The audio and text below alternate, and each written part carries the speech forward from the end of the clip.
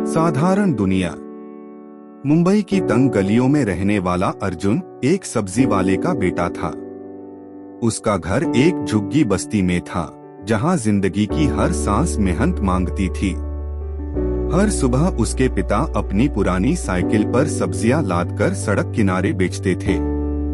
अर्जुन उसी साइकिल के पीछे बैठकर स्कूल जाता, धूल और भीड़ में अपने सपनों को आंखों में समेटे हुए। बुलावा। एक दिन स्कूल में एक कंप्यूटर क्लास शुरू हुई।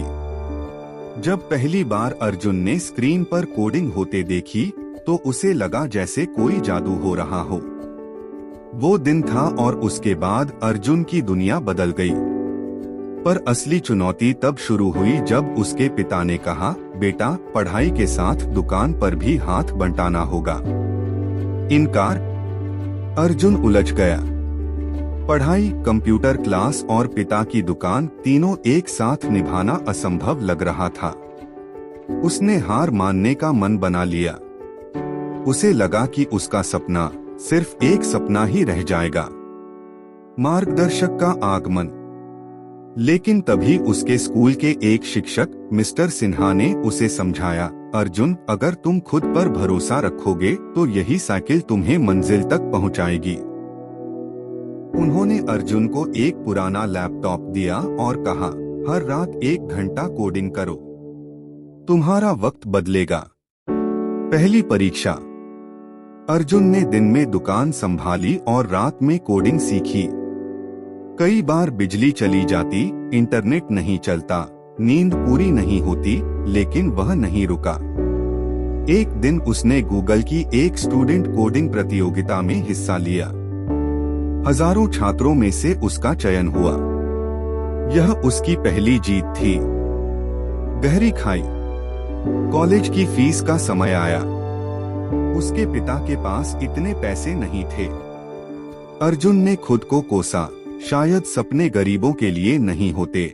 लेकिन तभी उसकी प्रतियोगिता जीत की खबर एक स्थानीय अखबार में छपी। एक एनजीओ ने उसकी पढ़ाई की जिम्मेदारी ली। नई दुनिया में प्रवेश। कॉलेज में अर्जुन ने अपनी मेहनत जारी रखी। उसने इंटर्नशिप की, छोटी मोटी फ्रीलांसिंग से पैसे कमाए और हर क्लास में टॉप किया। 6 साल की मेहनत के बाद उसने एक स्टार्टअप शुरू किया, कोडकार्ट, जो गांवों के बच्चों को ऑनलाइन तकनीकी शिक्षा देता था। संघर्ष का अंतिम युद्ध। स्टार्टअप शुरू करना आसान नहीं था। कई बार फंडिंग नहीं मिली, टीम टूटी, सिस्टम फेल हुआ। लेकिन हर बार अर्जुन को याद आता पिता की वो साइकिल जिससे उसने सपने देखना शुरू किया था। अगर वो साइकिल रोज सुबह चल सकती है तो मैं क्यों नहीं। जीत और वापसी। 3 साल बाद कोडकार्ट देश का सबसे तेजी से बढ़ता एडटेक स्टार्टअप बना। और आज अर्जुन एक युवा सीईओ है। वो खुद उन बच्चों को स्कॉलरशिप देता है जो कभी उसके जैसे थे, और हर साल अपने पिता की पुरानी साइकिल को ऑफिस में रखता है, एक प्रतीक के रूप में। परिवर्तन। एक दिन एक रिपोर्टर ने उससे पूछा, आपके जीवन की सबसे बड़ी प्रेरणा क्या रही? अर्जुन मुस्कराया और बोला, पिता की साइकिल, क्योंकि मैंने उस पर बैठकर सिर्फ स्कूल नहीं, जिंदगी चलाना सीखा था। कभी हार मत मानो।